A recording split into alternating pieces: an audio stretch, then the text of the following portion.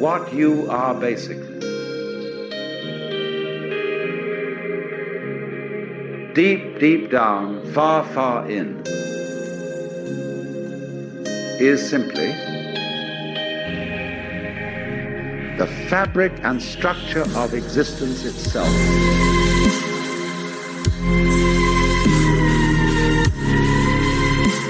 Peace for all men and women, for all men and women, for all men and women. Not merely peace in our time, peace in all time. Honestly expressing yourself.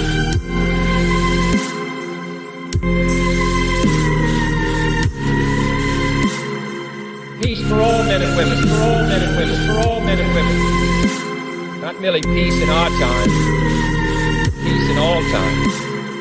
The fabric and structure of existence itself.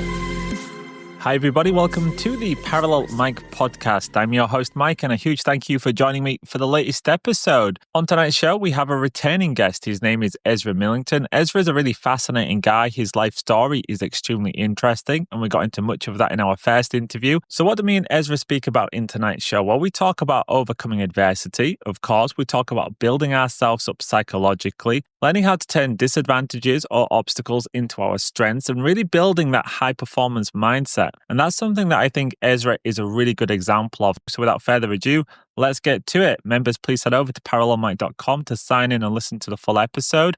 And if you're not a member yet, please consider joining us. It gives you access to the members section and part 2 of each and every episode. Also, I am available for one-to-one wealth preservation consultations. You can find out more information on the website. In closing, I hope you're all well, healthy, and reasonably happy. And like always, I'll see you in the next one.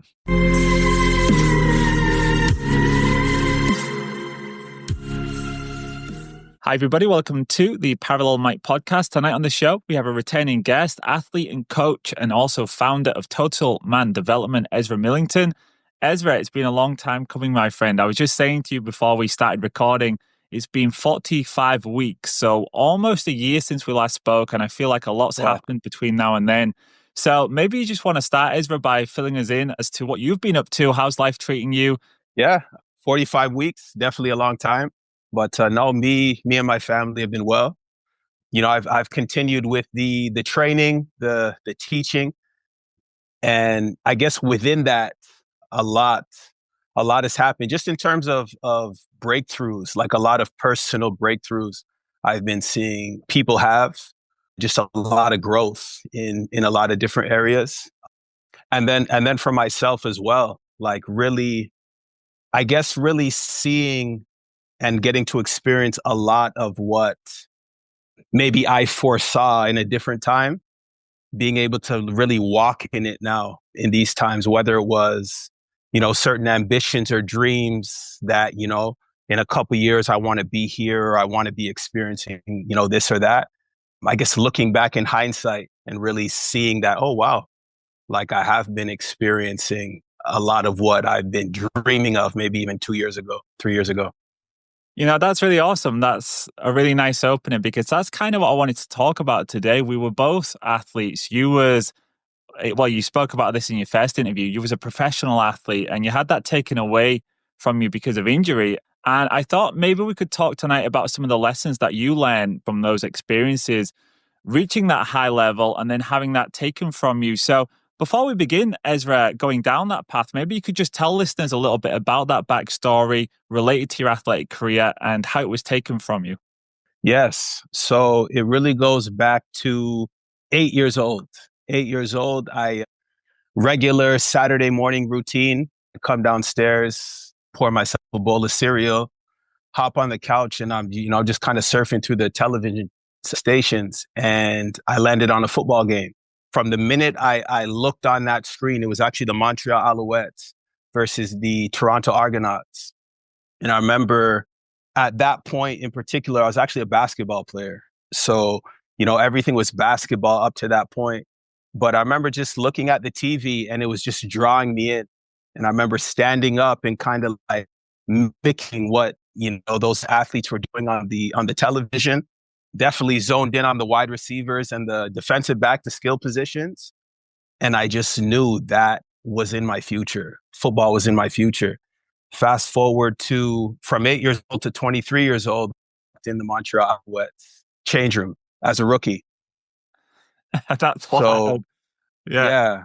yeah, So, yeah. so So that was the team you was actually watching, and then you saw yourself as a young boy as an athlete. So you saw yourself almost, you visualized yourself as an athlete, and then lo and behold, you actually end up playing for that exact same team. That's a crazy story, Ezra. 100%. And I actually like, Mike, that you used the word visualize, because even more than the athlete piece, it was the visionary piece. It was the visualization piece, which even during my career, that visualization or vision piece, I couldn't break away from fully to really get set in the athlete piece, if that makes sense.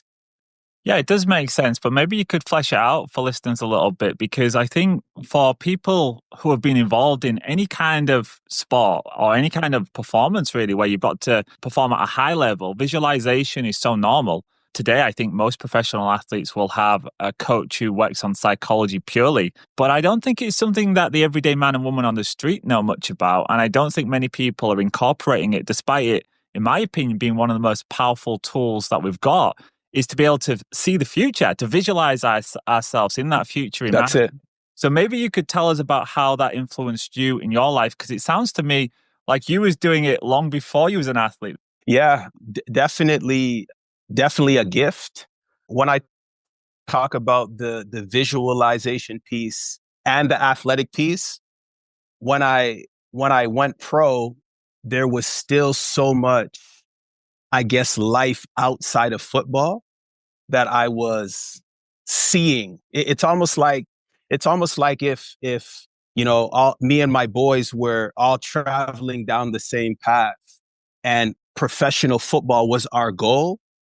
All of them would set up shop there when they reached professional football, but based on what I was still seeing, for whatever reason, it's like there was still a pull where I couldn't just settle. Too many things were still happening outside of football, which caused me to not be able to settle like a lot of my other teammates and things like that, if that makes sense. And what was that, Ezra, that was happening that was drawing you away? Did you actually know what it was at the time? Was you conscious of it? Or was this more just, I would say, a feeling or something like this, where you knew there was something else that you'd end up doing or would be doing? Yeah, it was a calling. It was a calling. So perfect example. I'll give you a story of what happened.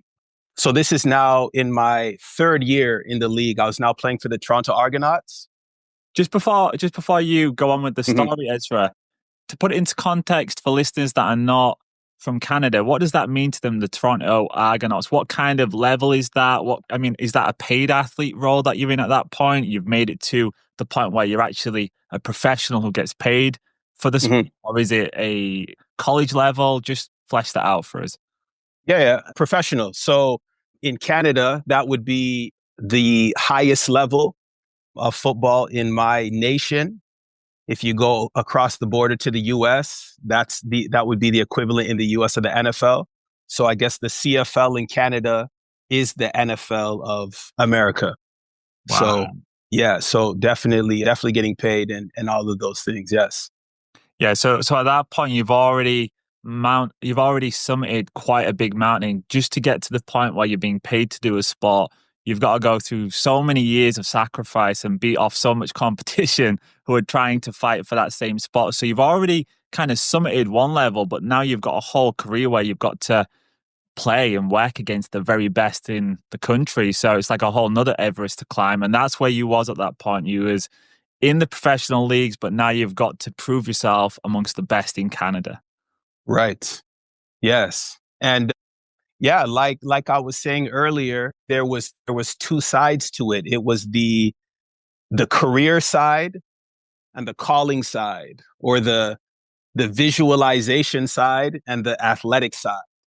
And because there were two sides like at war within me, it was very hard to settle at that point. Again, because of all of the things that I was experiencing still.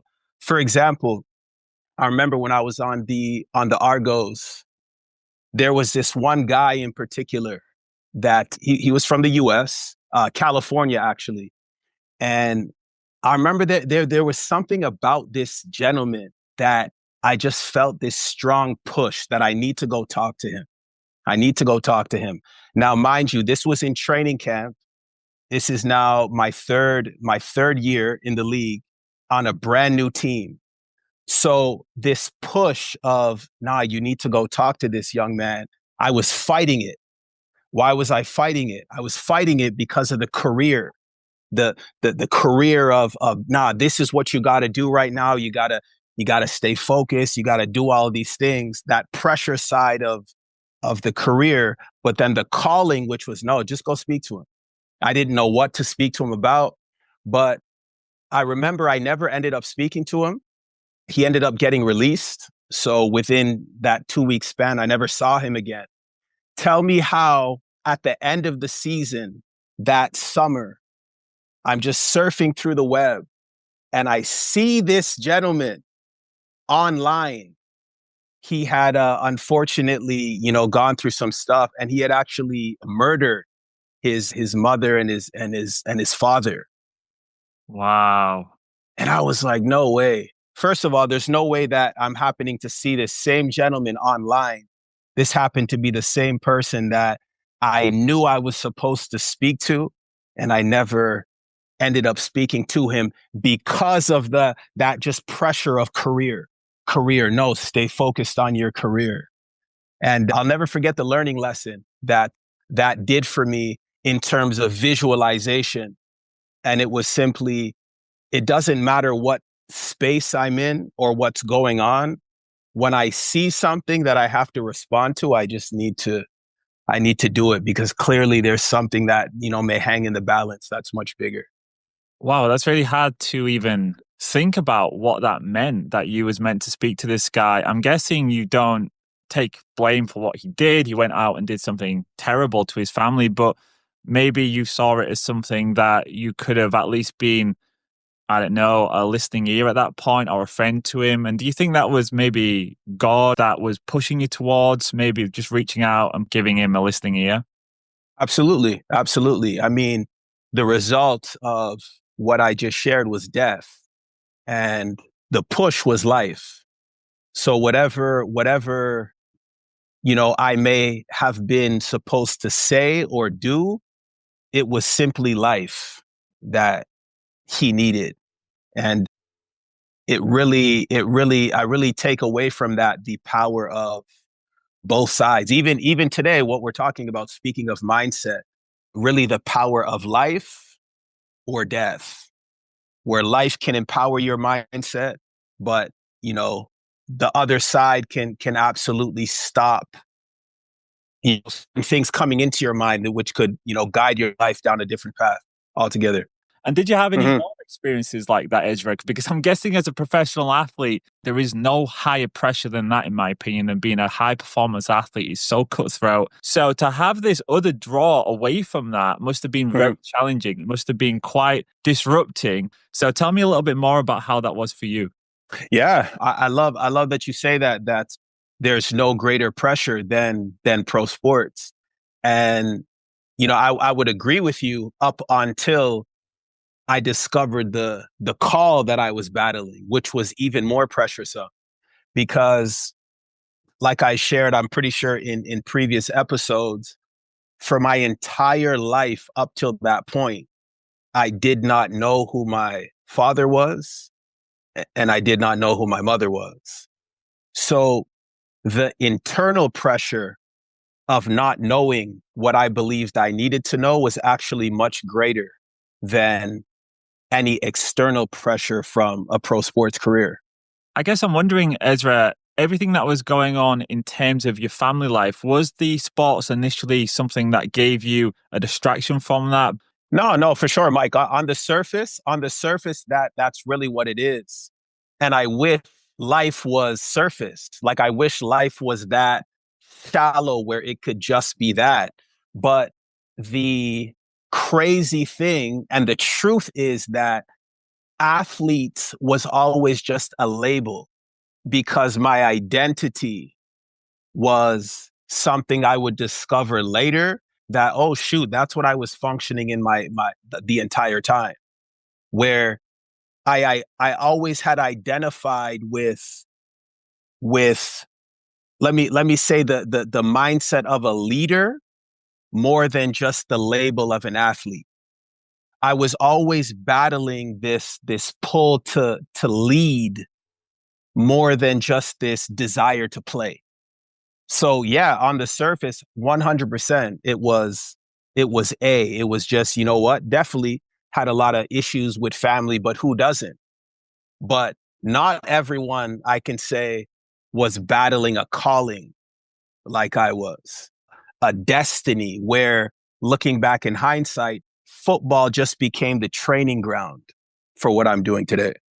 So tell us a little bit more about that, Ezra. How was the athletics career and all of the hard work you had to put into getting to that level, the sacrifices that you had to make? How did that prepare you for what you're doing now? And what lessons did you take from being a top level athlete? Well, first of all, just being a part of organizations, being a part of, business structure and seeing how things are done at a high level.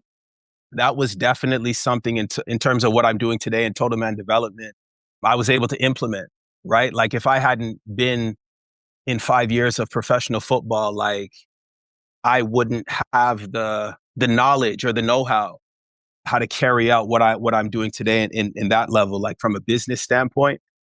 But more importantly, just interacting with certain mindsets, right? Understanding how people think, understanding how these coaches and trainers and players, like the mindset of a winner, right? The determination, the discipline, the consistency that's involved. All of those things became ingrained in me in 5 years.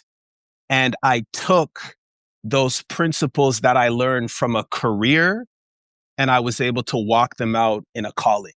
What was a typical training week like for you, Ezra? How much time and how much effort did you put into the physical training, to the mental training? Just give us an idea as to what that looks like for you. Yeah, 100%. I mean, shoot, I would wake up. If it was off season, I'm waking up, I'm eating, I'm in the gym for an hour, hour and a half. Then if I had to travel, then I'm doing my training, my one-on-ones, my conditioning. I might take a break in the afternoon.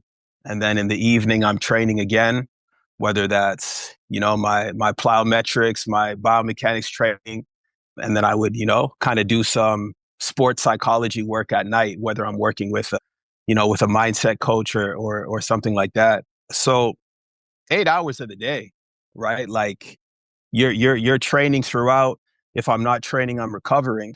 Yeah, that's a full on training schedule. Yeah, and that's a grind. And I don't think many people understand just how much work's been put in to perform at those highest levels. I remember when I was running full time, I was doing 100 miles a week on trail. Wow. That's more like, let's say 130 miles, 140 miles on road equivalent. Then you're doing circuits, you're doing recovery 3 Uh-huh. times a week.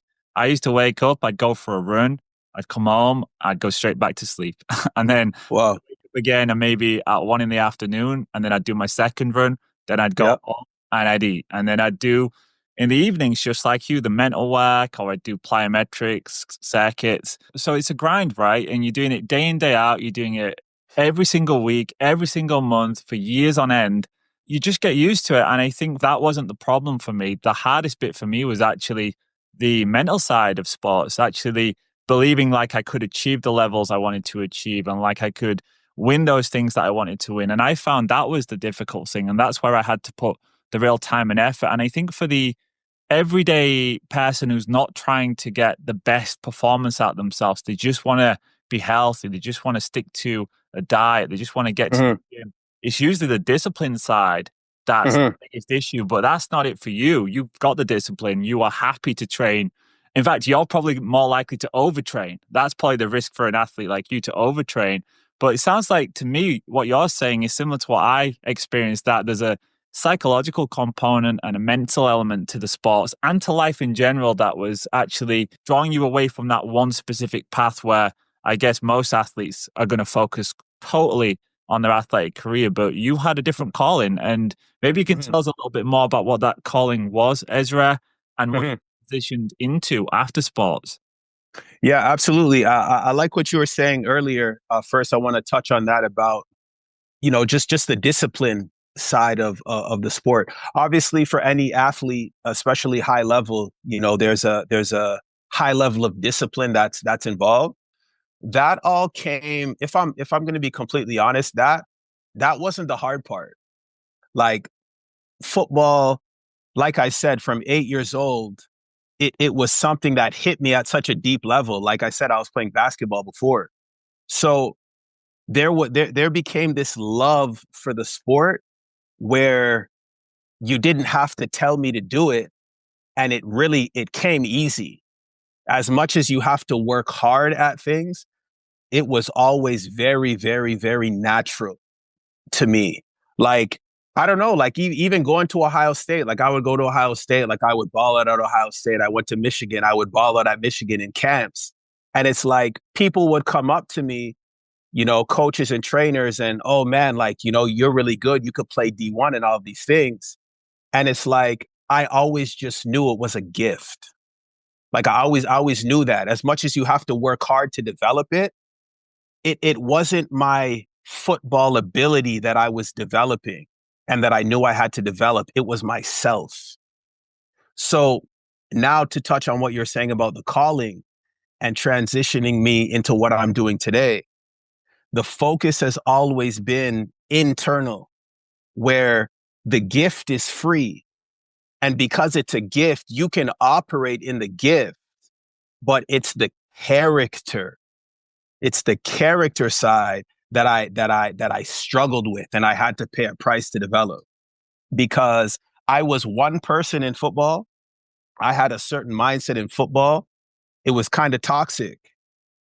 And in order to do what I'm doing today in terms of offer a certain service and help specifically young boys develop into men, that was the character side I needed to develop. Yeah, I'm looking forward to talking more about that because that's such an important thing, especially in today's world. There's so few role models for young men, and the role models that they get given are people like Andrew Tate, for example. What you actually want to give them is virtues, the kind of things that the Stoic philosophers would have taught. But just going back to what you were saying, Ezra, tell me what it was like to be in that environment. Was it cutthroat? Was it difficult? Oh, absolutely. Oh, yeah. Pro sports is cutthroat, very cutthroat. And, for me, not only being a rookie, but also being a Canadian, even though I'm in Canada, it's mostly Americans, even on the Canadian side, you were tested. Like you had to be tested before, you were accepted. So, any sign of weakness or anything like that was not something you wanted to show. But for me, and I can't separate this part, the calling part. For me, who was very different because there was something that I was seeing far greater than my sport. All of that was okay when I showed up to play, because this is the thing I love about pro sports. And this is the thing I love about working with men. It's respect. I'll never forget in my first preseason game versus the Hamilton Tiger Cats. That was my coming out party where, oh shoot, forget what this little Canadian kid is like in the locker room or what he's got going on in his personal life. No, this kid could play. This kid could play. And I'll never forget at halftime, a lot of the vets coming up to me, and they used to call me Young Ez. And they were like, I see you, Young Ez. I see you out here. And just that moment of, like, I guess, receiving my flowers and really people seeing that, oh, shoot, this kid can play, and giving me the respect. That was also a major lesson I learned in what people look at visually, where you get favor visually. Like, if you perform in this world, if you're good at something in this world, oh yeah, people will come around you. But my thing was, okay, if this is why people are coming around me because I perform well, I always needed the aspect of people coming around me to know who I really am. So there was always two sides. I wasn't able to settle with just, oh yeah, I'm attracting people because I can perform well. Nah, I was adopted. I was searching for something deeper than that my entire life. So that was cool for my career, but even post career, there was a deeper level of connection that I would need going into what I'm doing today. I think a lot of listeners will probably relate to that, maybe not directly because not everyone's been an athlete, but I think that idea that some of our relationships, even though they might feel good at the time, I'm sure it felt fantastic to have Absolutely. people come up to you, these Oh idols, yeah. and veterans saying, Ezra, you're doing fantastic. But there's something transactional about that as well, that Mm, it's only there because you just did this. And if you stop doing that, if you stop performing, it's going to get taken away from you. And I think we all experience that, whether that's at work. Sometimes we have people in our family who are like that. I know growing up, I had a similar situation with somebody that was in my family who kind of mentored me through sports, but it was very transactional. If you did well, you got a lot of praise and they would be proud of you. But if you had a day that wasn't too great, it was kind of taken away. That affection was gone. And I think that's a toxic relationship, actually, that's even it. though it feels good sometimes, Ezra. So tell me Yep. a bit about how that was for you. Did it put a lot of pressure on you as an athlete? Yeah, it did because maybe this was the first time that I'm now forced to not be naive and understand that, okay, no, this is the world I live in. Like welcome to the real world. Like you said, Mike, it was toxic. But the word I would use is it was fake. It was fake. And for someone who had so many questions like myself, I was never looking for fake. I was looking for real. And it's not until I started having these personal experiences where I could start differentiating and discerning the difference between what's fake and what's real. Yeah, and one of the things that's really interesting about your story, Ezra, is that your career was taken from you, it was cut short. And I know what that's like. There's a whole psychological part of that. You go through a period of grieving, maybe thinking about what could have been, what should have been. And you've had so much of your life invested in that, so much of your history was around that. All of your friends are a part of that. So I want to know what it was like for you to lose your athletic career and how you dealt with that emotionally. Yes. Simply put, it was hard. Maybe you could tell listeners, just remind us how you lost your athletic career and then, answer that question because I don't think everyone's heard the first interview. So maybe you could just, Okay. if you want to share that and then tell us about how you coped with it. Yeah, absolutely. So it was in that same game actually that I was telling you about where I really had my coming out party. I actually played with a lacerated kidney. So I took a hit early on in the game and I was actually bleeding internally for for the entire game. Come to find out after being, rushed to the hospital the next morning that I had lacerated my kidney and that kidney laceration was really the beginning of my departure from the CFL. So, you know, I ended up being released for a time. Obviously, I had to recover and all of these things. But in it's while I was away that my life was flipped upside down in a good way. So now when I come back to the CFL, I'm still played on two different teams, but I had already been prepared based on the things that were happening when I left for my departure, my final departure from the CFL. So yes, it was hard. Obviously, it was hard to leave and hard to say goodbye to years and years of training and discipline. But I knew even early on that this wasn't where I'm staying. Like there's more for me to do. That's really good to hear because you hear so many stories of athletes that either come to the end of the career or they lose their career in a way where they can't go back to it because it's injury or they just Yeah. don't make the grade and then they fall off the wagon. They tend to drugs, alcohol, Lose their identity. Yep. lose their identity. Exactly. And you Yep. can lose your identity in many ways. It could be a divorce. It could be, Hmm. losing a career that you was in. There's all kinds of ways, but you do see it a lot with athletes, Ezra. So I'd love to know kind of how you was able to cope with that. What was the mental resources that you drew on? Jesus Christ. Jesus Christ. So when I got released, he's who I met. He he he is who I had the encounter with. And it was my encounter, face to face encounter with Jesus Christ, where I saw my entire life. I saw myself outside of myself. I saw my entire life outside of my body. I saw that, oh shoot, you were the one who drew me in to football. You were the one who protected. Like it was all him. So I had a decision to make at that point, and it was, am I going to continue to idolize a sport that could easily be taken from me? Like who am I going to give glory to?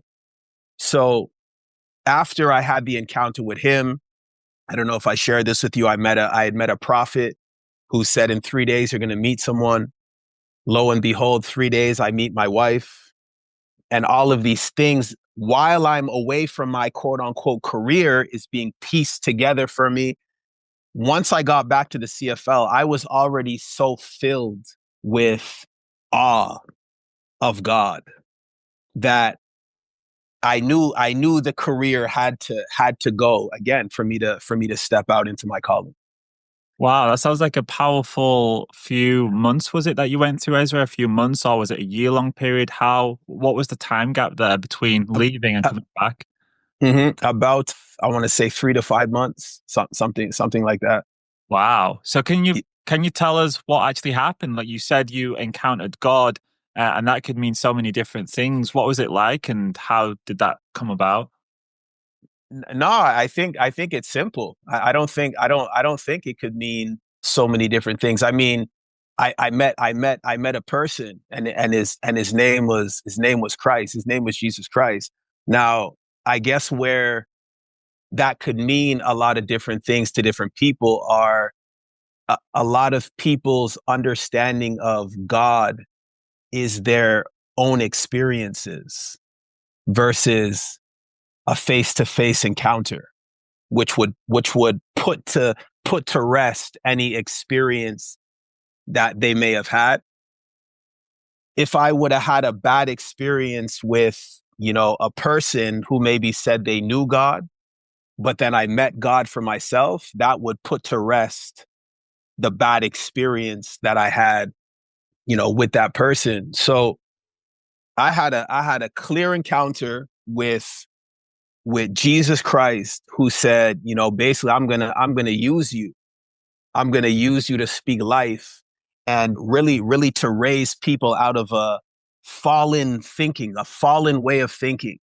You're going to raise the level of people's thinking where they can believe in me again.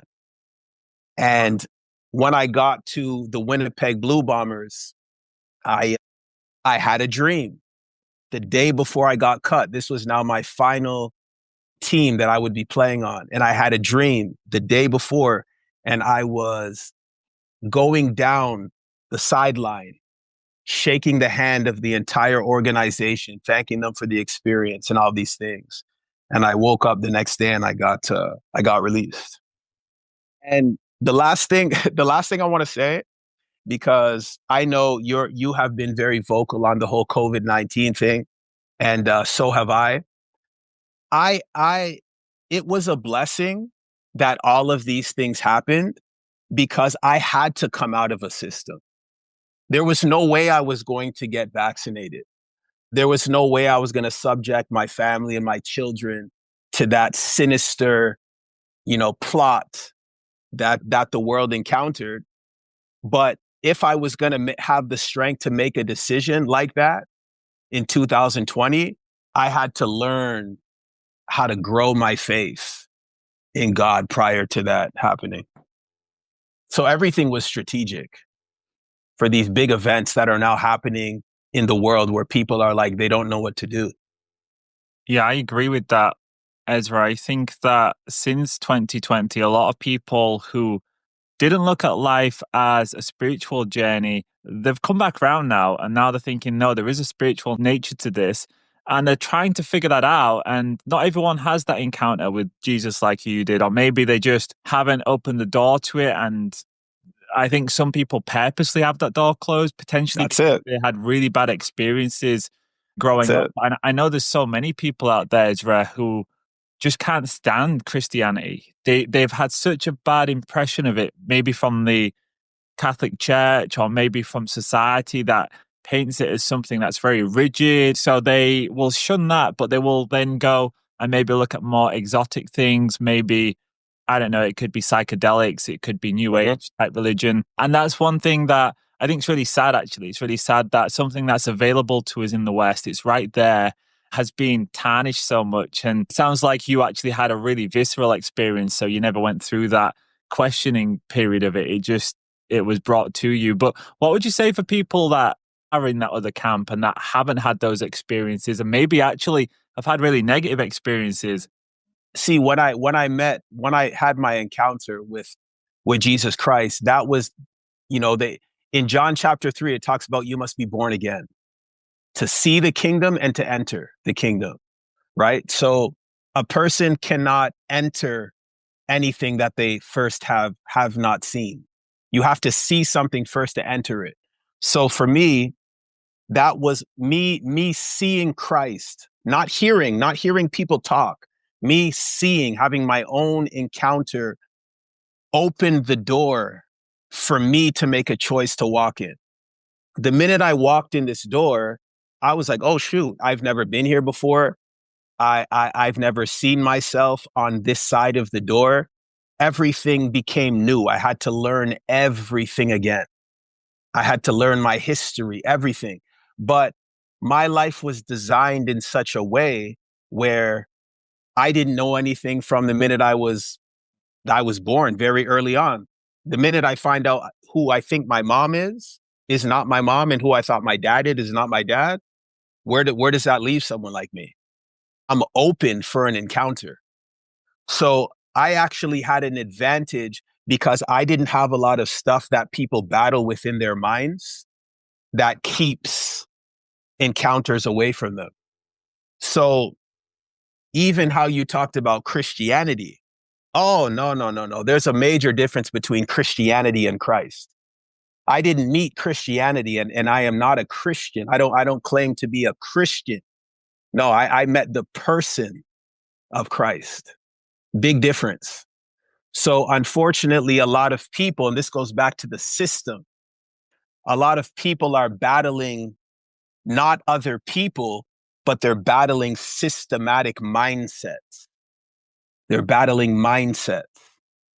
And one of the things that goes back to what I said I learned through my journey through professional sports, I got to see high level mindsets, what drives people's thinking. Yeah, I would agree. Man-made authorities tell us that the way to do something can only be achieved through them, whether that's with our health, whether that's our careers, our education. We've got all these gatekeepers. And That's the it. rest of it is the spiritual gatekeepers that tell us that we have to do it through this structure, and anything outside of that is sinful and it's wrong. When it's the complete opposite. It's the complete opposite. You have to leave the quote unquote structures to experience everything the control is trying to keep your eyes off of. It's all strategic. There's such a see. You talked to me earlier, Mike, about pressure. This is the real pressure people are facing. It's the pressure that no, don't go over here. Don't ask these sorts of questions. Don't carry out your convictions because of what you might experience on the other side. When it's the few people that have the courage to get to the other side are those few that find life. Narrow is the road and few find it. Wide is the gate that leads to destruction, and many walk that path. Yeah, that's so true. That's so true. And that is precisely what they're doing. They're trying to force us down that wide path to destruction. And it's never been so clear than the last few years that is Exactly precisely what they have set up for all of us, for our children, for our parents and grandparents. It's really dark out there when you think about it, Ezra. But then also, I have a lot of light as well. And that's only because I have a faith. But for the people that don't have that, it is really hard to live through these times. Absolutely. Absolutely. And, I like how you mentioned light, right? There's a reason why Christ said, do not hide your light. Let your light shine. Light is not good under a bushel. You don't put your light under a bushel. Whereas to allow things or experiences to dim your light, the hopelessness in this world requires the people like yourself who have the light to shine the light, because that is the only hope for people who live in such a dark and sinister world. It's to see the light. When the ships on the seas see the lighthouse, then that becomes their direction. But if the light isn't shining, if people are ashamed to shine their light, then how can people ever even have the chance to consider something different than their hopeless situation? The pressure comes on the people who have the light. You have to shine your light.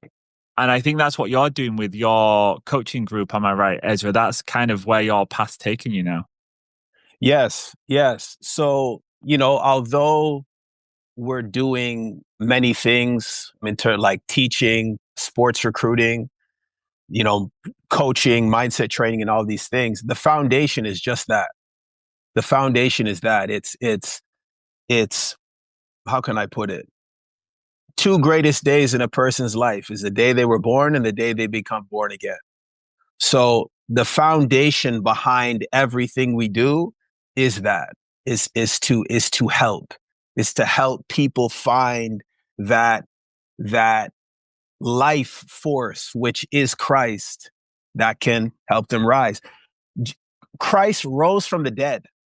He rose from the dead. Like, if anyone truly believes that Jesus Christ is Lord, they're believing on the firstborn of creation who rose from the dead. No one else has ever risen from the dead.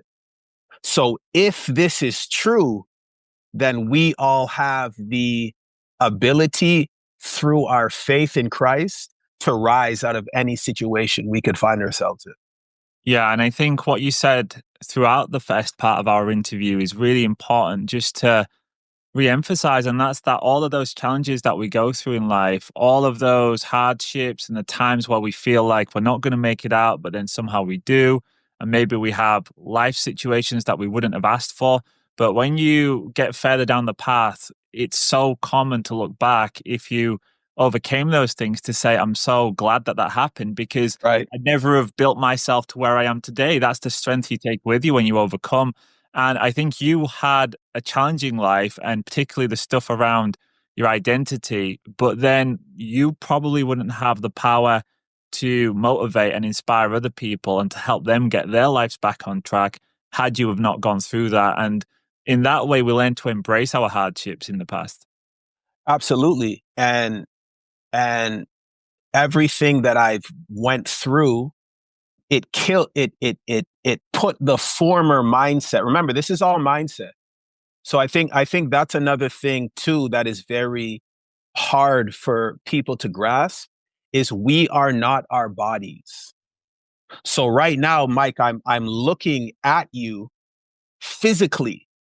I can see the sweater you're wearing, the glasses you're wearing, but that's not you. I can see the color of your skin, but that's not you. That's just what you are. That's not who you are. You have to go deeper and enter into the mindset. You got to be able to gauge the mindset. the operation behind what you can see, to start tapping into the who of a person.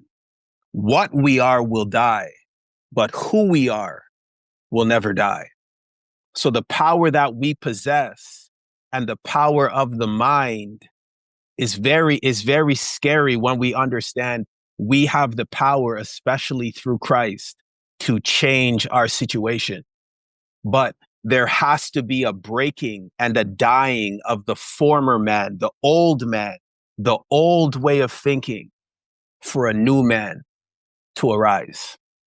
Christianity doesn't talk like that, but Christ demonstrated that.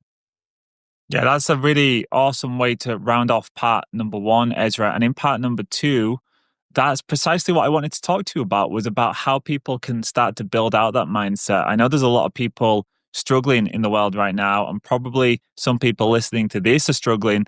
And I'm hoping that in part two, we can give them at least some tips and advice as to how they might go about getting themselves back on the narrow path, actually, rather than this path that many people are on, which is sadly not serving them. And I just don't think there's any use in us living another 10, 15, 20, 40, 50 years in sadness, in guilt, in fear. I think that would be a tragic way to use time we've got, because we do live in a beautiful place, Ezra.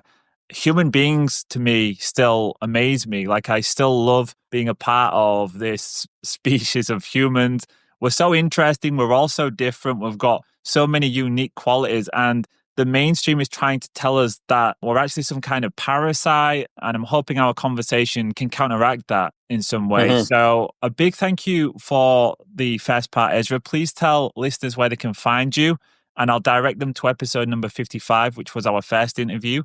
But is there anywhere else where people can connect with you, Ezra? Yeah, you can connect with me online. My Instagram is Total Man Development. My email is, if you ever wanted to shoot me an email, is ezra@totalmandevelopment.com. And yeah, those are the two main places, best places you can reach me at. And when it comes to your coaching, Ezra, is that something that you do locally in person, or is there something online that people can engage with? Yeah, so we do local, but we do a lot of online now. So yeah, we're in Mexico, Venezuela, Dominican Republic, the US, and Canada. Does that include one-to-one coaching, Ezra? Yes, we do a lot of one-to-one, yes. Which most people, given their experiences and what they're going through, the personal nature of their life, is they prefer that, the one-on-one. Awesome. Well, that's for listeners. If you are interested, please check out Ezra's website. I'll put the links in the show notes. And one more time, Ezra, a huge thank you for coming back on. And I'm really looking forward to continuing in part number 2. Awesome. Thanks, Mike. Appreciate it.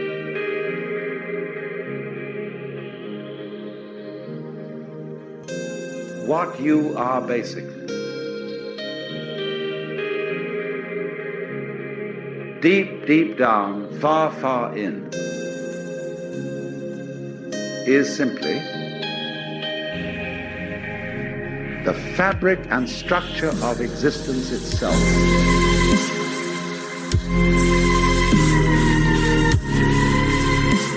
Peace for all men and women, for all men and women, for all men and women. Not merely peace in our time, peace in all time. Honestly expressing yourself.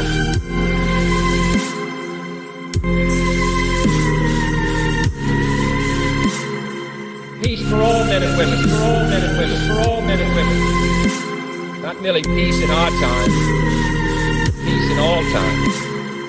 The fabric and structure of existence itself.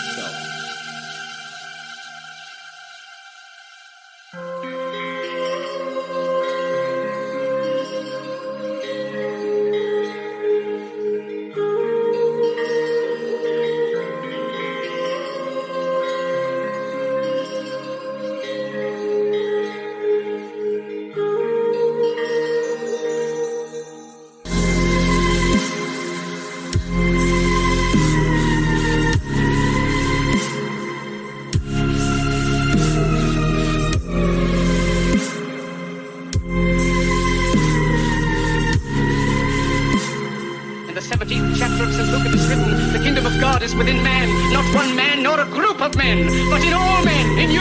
You, the people, have the power. Peace for all men and women, for all men and women, for all men and women. The fabric and structure of existence itself. Honestly expressing yourself.